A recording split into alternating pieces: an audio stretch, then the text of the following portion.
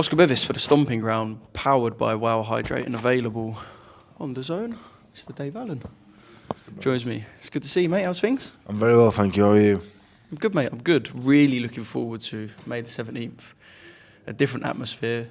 If we're being honest, probably a louder, more raucous atmosphere than Saudi. And a fight that, I guess, after Saudi makes sense, right?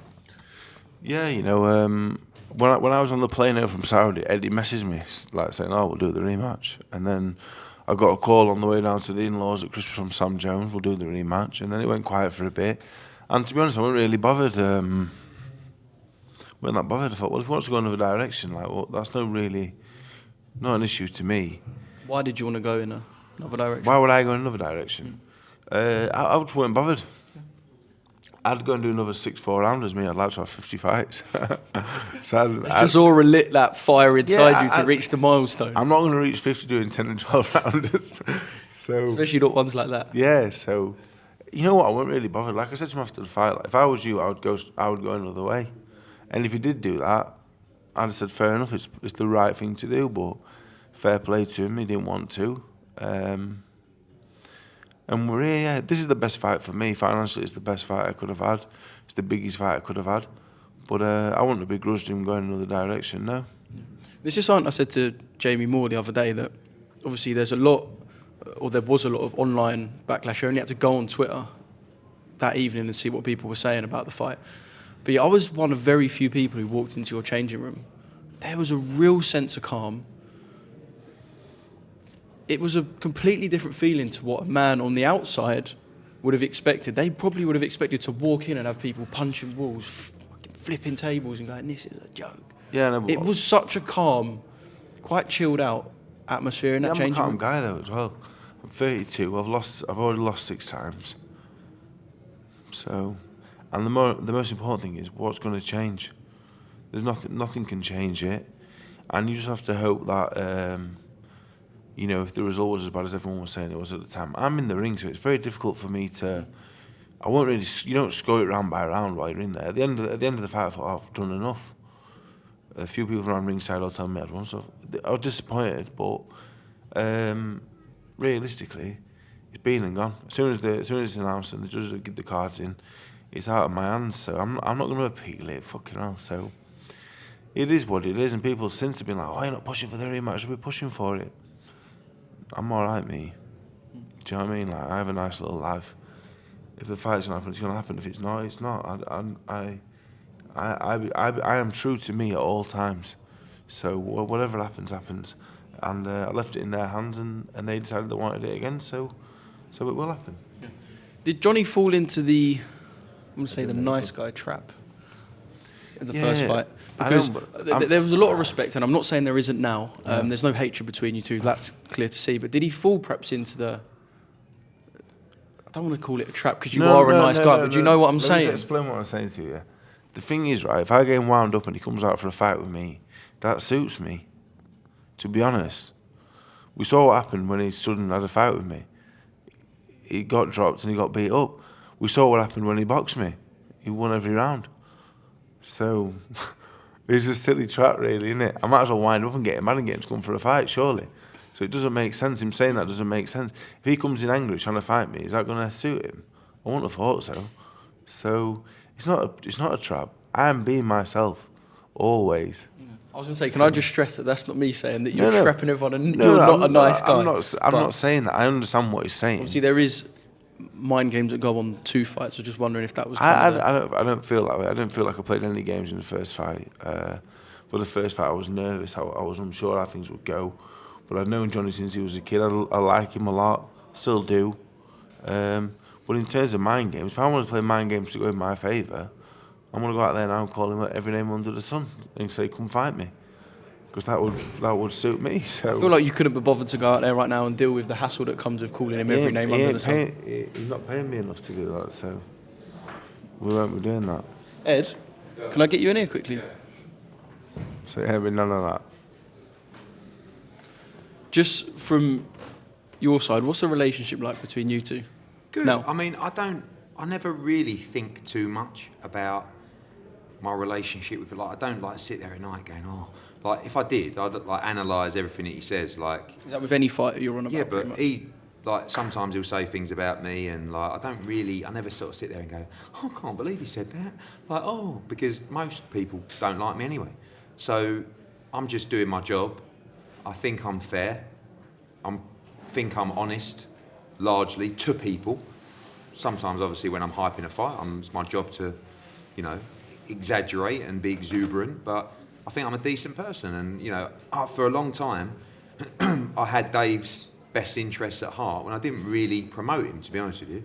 I mean, there were times where, you know, I don't think he should have been fighting. He stayed fighting. I was trying to help him out, gave him opportunities. There are also times where, and it was largely because of the position of the sport, where he was drastically underpaid for fights.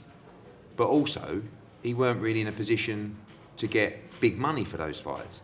But when you look at the people he fought, like Dillian Whyte, like Luis Ortiz, and you look back at how the purses in boxing's changed, I mean, look what he's making to fight Johnny Fisher, for example, versus what he made to fight Dillian Whyte. And that was for the British title, wasn't it? The Dillian Whyte fight, I think. No, it was meant to be, but the board. WBC International, whatever it was. So, yeah, I would like to be in a position where Dave Allen can leave boxing and go, can done all right. Because I'll tell you something now, there was, for a long time, sorry, you have to hold this mic. For a long time, it looked like Dave Allen was going to leave boxing without being secure. I think that's fair to say, isn't it? Yeah. And he turned it around. He's got, you know, I see him with his kids earlier. He's got a good team behind him. He's making money. And if he wins this fight, he's going to make even more money. So, yeah, my relationship with Dave Allen, I like him. I don't really think about him that much, if I'm honest. But when I see him, I like him. If I can help him out, I help him out. But I'll always be honest with him as well. You know, I won't beat around the bush. I'll tell him straight. And, you know, I said to him the other day, Dave, I'll always pay you the maximum I can. I'll never try and lowball you or take the piss. Now, whether you agree that's the right number or not, that's where we may end up not falling out, but disagreeing. But on the whole, I like him. I think he's matured a lot. Are you happy with the deal for this Johnny Fisher fight? Never going to be happy with this. You know what? It is what it is. The top and bottom is I either took this or I went and boxed somewhere else for a lot less. So I had to just swallow it and just go and do it. When you say swallow it, in layman's terms, the problem is I felt you got good money for the first fight. You probably don't. He's getting double for the rematch after losing, and a lot of people thought he won, and it's a big fight, etc. But I believe it's a lot of money. If he wins, he has another fight after that for even more money. So, good luck. Anyway, it's signed now, isn't it? So it's irrelevant, but... Bring it on. And I can hear you, because I'm just over it. Yeah, I'll make sure you can hear me, yeah. Right, now it's time to talk some shit about Eddie whilst he's just over there. How different is this fight to the first one in the ring? I don't feel any different at all. I don't really feel anything until I get in the ring, and that's being honest. Like, you know, like you're saying earlier, like nice guy and all this. I genuinely don't feel anything. Like when I boxed him the first time, till I got in the ring, I was just a bit like, do I really want to be here? I didn't really want to be there. Then I got in the ring, I looked over him, I seen this young kid that I knew from years ago sparring, and I thought I must, and I just thought, well, I must beat him. But I don't have any really hard feelings at all till the bell goes. Really, I'm not really that way inclined. Like, probably too chill out for me. I'm good, really. There's one thing I want to visit that we spoke about off camera. There was potential for you. We talk about the other directions. There was potential with Huey Fury on the GBM show. And was your name thrown about for Joe? I know there's obviously a vacant gap at the moment that we believe might be Filip Hrgovic, but I heard 10, 15 names maybe. It was just who people want to be thrown in. I'm just wondering if you were approached. Or... By the time the Joyce fight, by the time Dylan White pulled out of the fight or whatever, this was done. This was already, I think it was negotiating. It wasn't. I'd not signed it, so I could have. They didn't offer me Joyce, but if they didn't, the money was mad. I could have took it. It wasn't signed, but Huey Fury. Obviously, me and GBM Sports got a great relationship. They're doing great things. They're going to Doncaster Football Ground. Obviously, that's where I was born and raised. So I really wanted to box on the card, and a bit of me was thinking, God, I hope Fisher takes the fight in the meantime, and I can go and box on the pitch. So the Huey Fury fight was spoke about could have happened on the pitch. And if that didn't happen, I was going to box on there anyway, 8, 10 round or whatever it might have been. So yeah, that was.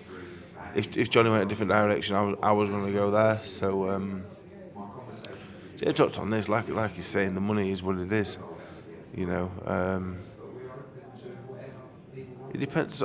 Some people say, "Oh, I bet you're getting paid this," and it's like, fucking hell, I wish I were. You're like 10 times underneath what you think it is. And then some people give another figure and you go, fucking hell, it's a lot more than that. So it is what it is. How can you fucking argue with him. You can't. How can you argue with him? Promoter, he's there to twist people up in knots. He's got millions of followers. He's fucking gobshite, isn't he? So what I ain't got like I can talk. I ain't got leg to stand on. You know what I mean? He wrap me up in. He's the best at these jobs. He gets interviewed 25 times a week. So I could say one thing. Might get 10,000 views. He's gonna get 1 million views over 7 days and just make me look a twat. So what's the point? So I just smile and nod. And there's been times where we've had a few issues and I've been a bit upset about stuff. And there's been times where he's been all right with me. You know what I mean? Like he's answered the phone at times where he didn't need to and helped me out with some stuff. So I've always said he's all right in my book. You know, for good or for bad. He's all right. I said that really quietly as well. He's all right. Dave, I appreciate your time. Thank you very much, mate. Just a final one. You're not a prediction man, though, are you? No, I am for this one. I'll knock him out. Yeah, I'll knock him out. I don't make predictions. I did it for the Brown fight, the first Fisher fight, and this one. I'll knock him out. Not even a doubt in my mind. No, it's not a doubt at all.